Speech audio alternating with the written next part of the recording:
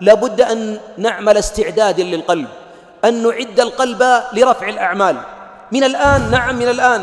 لا يصل رمضان إلا وقد أخرجت الغرماء ومن كنت تخاصمهم أخرجتهم من قلبك. إنهم السجناء الذين يمنعونك من رفع عملك. بعضنا رمضان الماضي ما رفع إلى الآن، والسبب قلبه به غل على مؤمن، أو قطع مسلما، أو هجر، أو قطع رحما.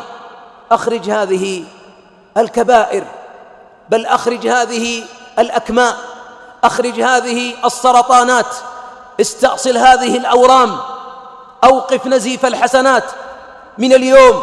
صالحهم، اصفح عنهم، بل واستغفر لهم، وطهر قلبك، لأنك إذا أقبلت على رمضان بهذا القلب الذي امتلأ حبا للآثام أو غلا على المؤمنين لربما ما استفدت من رمضان.